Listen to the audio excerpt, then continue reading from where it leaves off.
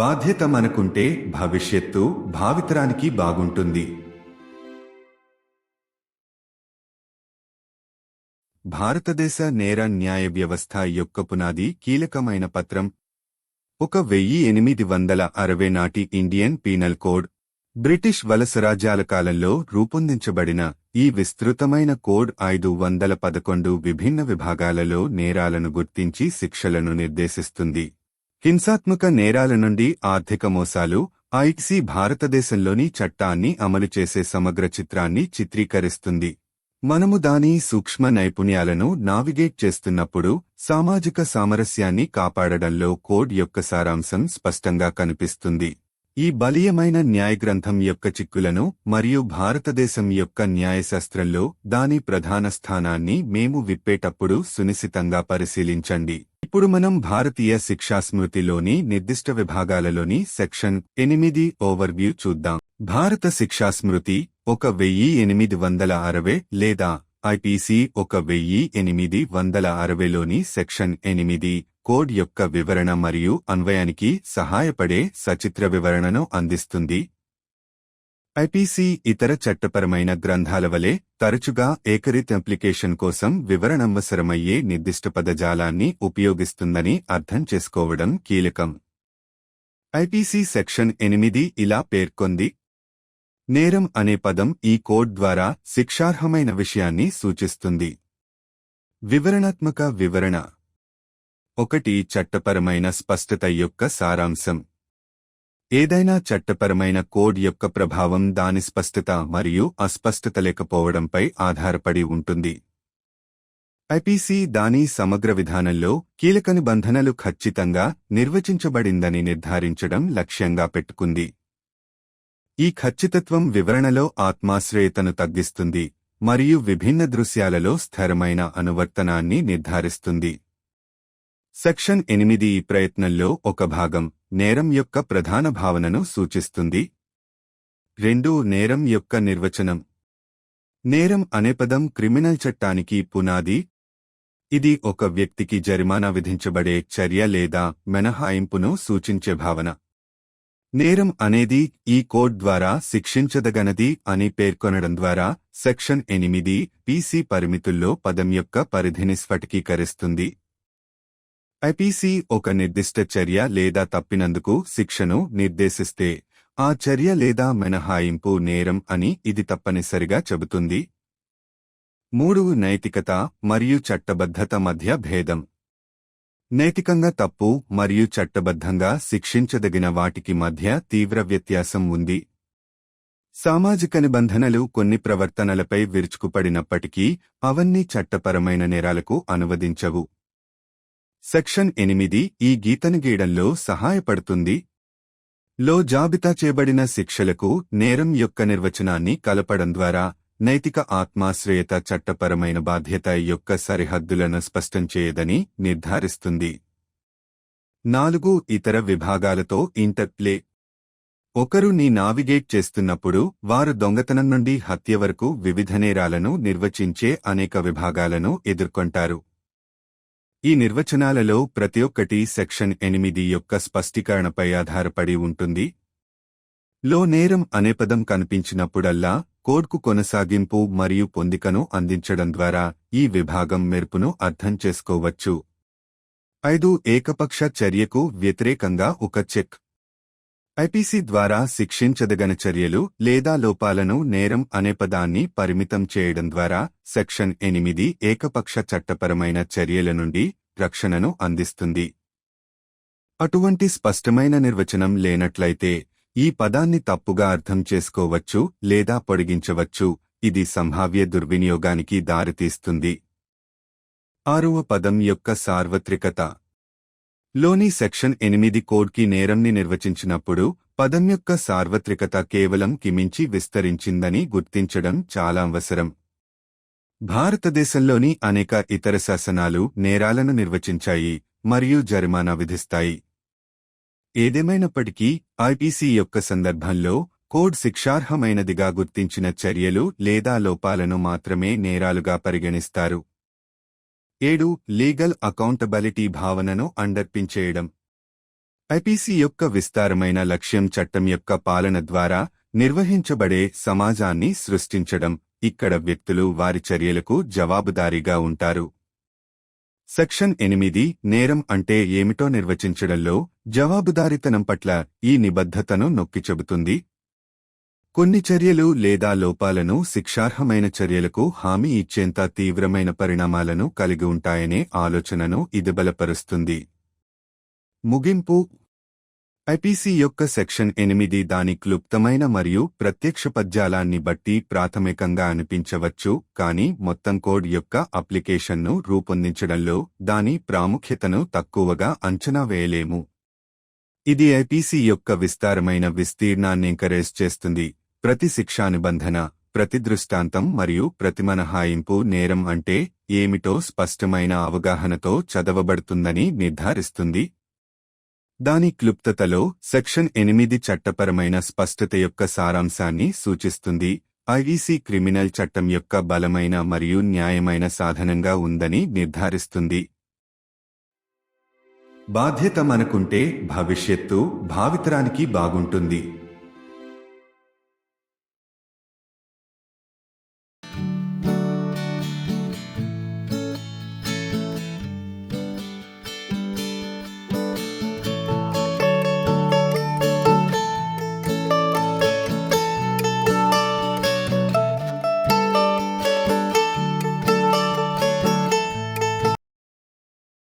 सम्मानित सहकर्मियों और दोस्तों, भारत की आपराधिक न्याय प्रणाली की नींव एक महत्वपूर्ण दस्तावेज पर टिकी हुई है। 1860 का भारतीय दंड संहिता ब्रिटिश औपनिवेशिक युग के दौरान कल्पना की गई। यह व्यापक संहिता अपराधों की पहचान करती है और 511 अलग अलग धाराओं में दंड निर्धारित करती है। हिंसक अपराधों से लेकर आर्थिक धोखे, आईपीसी भारत में कानून प्रवर्तन की एक व्यापक तस्वीर पेश करता है। जैसे जैसे हम इसकी बारीकियों को समझते हैं, सामाजिक सद्भाव को बनाए रखने में कोड का सार स्पष्ट हो जाता है। मेरे साथ जुड़े क्योंकि हम इस दुर्जेय कानूनी पाठ की जटिलताओं और भारत की कानूनी व्यवस्था में इसके केंद्रीय स्थान को उजागर करते हैं। आइए अब हम भारतीय दंड संहिता की विशिष्ट धाराओं की धारा 8 का अवलोकन करें। भारतीय दंड संहिता 1860 आईपीसी 1860 की धारा 8 एक उदाहरणात्मक स्पष्टीकरण प्रदान करती है जो संहिता की व्याख्या और अनुप्रयोग में सहायता करती है। यह समझना महत्वपूर्ण है कि आईपीसी अन्य कानूनी ग्रंथों की तरह अक्सर समान अनुप्रयोग के लिए स्पष्टीकरण की आवश्यकता वाली विशिष्ट शब्दावली को नियोजित करता है। आईपीसी की धारा 8 में कहा गया है, अपराध शब्द इस संहिता द्वारा दंडनीय बनाई गई चीज को दर्शाता है। विस्तृत विवरण। 1. कानूनी स्पष्टता का सार। किसी भी कानूनी कोड की प्रभावशीलता उसकी स्पष्टता और अस्पष्टता की कमी पर निर्भर करती है। आईपीसी अपने व्यापक दृष्टिकोण में यह सुनिश्चित करना चाहता है कि प्रमुख शब्दों को सटीक रूप से परिभाषित किया गया है। यह सटीकता व्याख्या में व्यक्तिपरकता को कम करती है और विभिन्न परिदृश्यों में लगातार अनुप्रयोग सुनिश्चित करती है। धारा 8 इस प्रयास का एक हिस्सा है जो अपराध की मूल अवधारणा को संबोधित करती है। 2. अपराध की परिभाषा। अपराध शब्द आपराधिक कानून का आधार है। यह एक ऐसी अवधारणा है जो किसी कार्य या चूक को दर्शाती है जिसके लिए किसी व्यक्ति को दंडित किया जा सकता है। यह कहते हुए कि अपराध इस संहिता द्वारा दंडनीय बनाई गई किसी भी चीज को संदर्भित करता है। धारा 8 आईपीसी की सीमा के भीतर शब्द के दायरे को स्पष्ट करती है। यह अनिवार्य रूप से कहता है कि यदि आईपीसी किसी विशेष कार्य या चूक के लिए दंड निर्धारित करता है तो वह कार्य या चूक एक अपराध है। 3. नैतिकता और वैधानिकता के बीच अंतर करना। नैतिक रूप से क्या गलत है और क्या कानूनी रूप से दंडनीय है, इसके बीच गहरा अंतर है। हालांकि सामाजिक मानदंड कुछ व्यवहारों पर आपत्ति जता सकते हैं, लेकिन उनमें से सभी कानूनी अपराधों में तब्दील नहीं होते हैं। धारा 8 इस रेखा को खींचने में मदद करती है। आईपीसी में सूचीबद्ध दंडों के साथ अपराध की परिभाषा को जोड़ते हुए यह सुनिश्चित करता है कि नैतिक व्यक्तिपरकता कानूनी दायित्व की सीमाओं को धुंधला नहीं करती है। 4 अन्य अनुभागों के साथ परस्पर क्रिया। जैसे ही कोई आईपीसी की ओर बढ़ता है, उसका सामना कई धाराओं से होता है जो चोरी से लेकर हत्या तक विभिन्न अपराधों को परिभाषित करती हैं। इनमें से प्रत्येक परिभाषा धारा 8 के स्पष्टीकरण पर निर्भर है। जब भी अपराध शब्द आईपीसी में प्रकट होता है तो इसे इस धारा के प्रकाश में समझा जाता है, जो संहिता को निरंतरता और सुसंगतता प्रदान करता है। 5 मनमानी कार्रवाई के विरुद्ध जांच। अपराध शब्द को आईपीसी द्वारा दंडनीय कार्यों या चूकों तक सीमित करके धारा 8 मनमानी कानूनी कार्रवाई के खिलाफ सुरक्षा प्रदान करती है। ऐसी स्पष्ट परिभाषा के अभाव में शब्द की गलत व्याख्या की जा सकती है या उसे बढ़ाया जा सकता है, जिससे संभावित दुरुपयोग हो सकता है। 6 शब्द की सार्वभौमिकता। जबकि आईपीसी की धारा 8 संहिता के लिए अपराध को परिभाषित करती है, यह पहचानना आवश्यक है कि इस शब्द की सार्वभौमिकता सिर्फ आईपीसी से परे फैली हुई है। भारत में विभिन्न अन्य कानून अपराधों को परिभाषित और दंडित करते हैं। हालांकि आईपीसी के संदर्भ में केवल वे कार्य या चूक जिन्हें संहिता स्वयं दंडनीय मानती है, अपराध माने जाते हैं। 7 कानूनी जवाबदेही की धारणा को रेखांकित करना। आईपीसी का व्यापक उद्देश्य कानून के शासन द्वारा शासित एक ऐसा समाज बनाना है जहां व्यक्तियों को उनके कार्यों के लिए जवाबदेह ठहराया जाए। धारा 8 यह परिभाषित करते हुए कि अपराध क्या है, जवाबदेही के प्रति इस प्रतिबद्धता को रेखांकित करती है। यह इस विचार को पुष्ट करता है कि कुछ कृत्यों या चूकों के परिणाम इतने गंभीर होते हैं कि दंडात्मक उपायों की आवश्यकता होती है। निष्कर्ष। आईपीसी की धारा 8 अपनी संक्षिप्त और सीधी शब्दावली को देखते हुए अल्पविकसित लग सकती है, लेकिन संपूर्ण संहिता के अनुप्रयोग को आकार देने में इसके महत्व को कम करके नहीं आंका जा सकता है। यह आईपीसी के विशाल विस्तार को सुनिश्चित करता है। यह सुनिश्चित करता है कि प्रत्येक दंडात्मक प्रावधान, प्रत्येक उदाहरण और प्रत्येक अपवाद को स्पष्ट समझ के साथ पढ़ा जाए कि अपराध क्या है। अपनी संक्षिप्तता में धारा 8 कानूनी स्पष्टता के सार का प्रतीक है, जो यह सुनिश्चित करती है कि आईपीसी आपराधिक कानून का एक मजबूत और न्यायपूर्ण साधन बना रहे। यदि हम जिम्मेदार हैं, तो भविष्य आने वाली पीढ़ियों के लिए अच्छा होगा।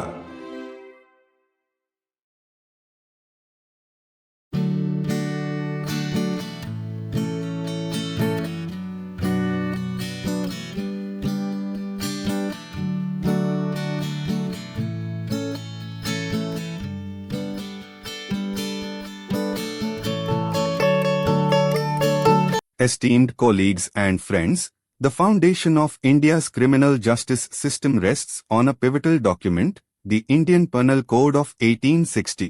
Envisioned during the British colonial era, this extensive code identifies offences and designates punishments across 511 distinct sections. From violent crimes to economic deceptions, the IPC paints a comprehensive picture of law enforcement in India. As we navigate its nuances, the code's essence in preserving societal harmony becomes evident.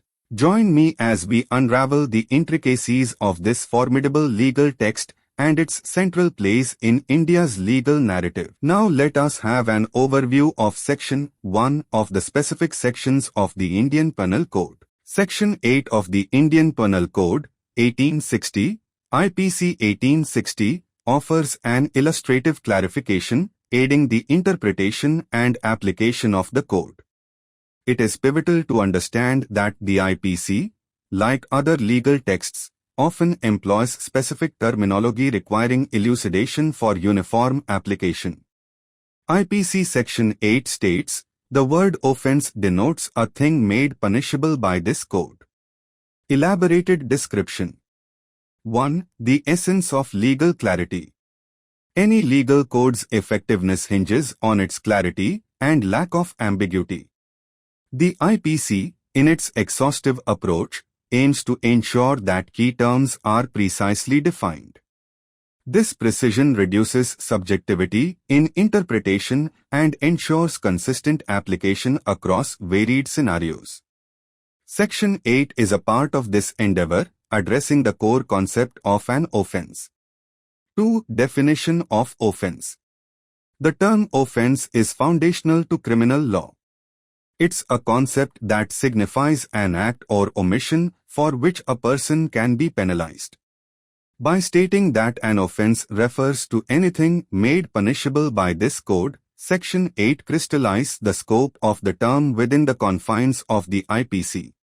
It essentially says that if the IPC prescribes a punishment for a particular act or omission, that act or omission is an offense. 3. Differentiating between morality and legality. There's a profound difference between what's morally wrong and what's legally punishable. While societal norms might frown upon certain behaviors, not all of them translate to legal offenses. Section 8 helps in drawing this line. By tethering the definition of offense to the punishments listed in the IPC, it ensures that moral subjectivity doesn't blur the boundaries of legal liability. 4. The interplay with other sections. As one navigates the IPC, they encounter numerous sections that define various offenses, from theft to murder. Each of these definitions hinges on Section 8's clarification. Whenever the term offense appears in the IPC, it's understood in light of this section, providing continuity and coherence to the code. 5. A check against arbitrary action. By circumscribing the term offense to actions or omissions punishable by the IPC, Section 8 provides a safeguard against arbitrary legal action. In the absence of such clear definition, the term could be misinterpreted or stretched, leading to potential misuse. 6. Universality of the term. While Section 8 of the IPC defines offense for the code, it's essential to recognize that the term's universality extends beyond just the IPC. Various other statutes in India define and penalize offenses. However, within the context of the IPC, only those acts or omissions which the code itself acknowledges as punishable are treated as offenses. 7. Underpinning the notion of legal accountability. The IPC's overarching aim is to create a society governed by the rule of law, where individuals are held accountable for their actions.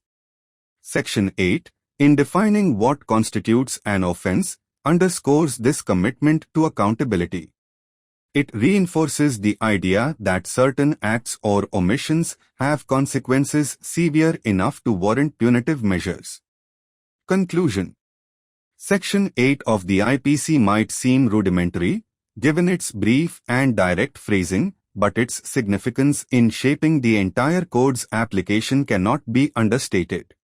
It anchors the IPC's vast expanse, ensuring that every penal provision, every illustration, and every exception is read with a clear understanding of what constitutes an offense. In its succinctness, Section 8 epitomizes the essence of legal clarity, ensuring that the IPC remains a robust and just instrument of criminal law. If we are responsible, the future will be good for the future generations.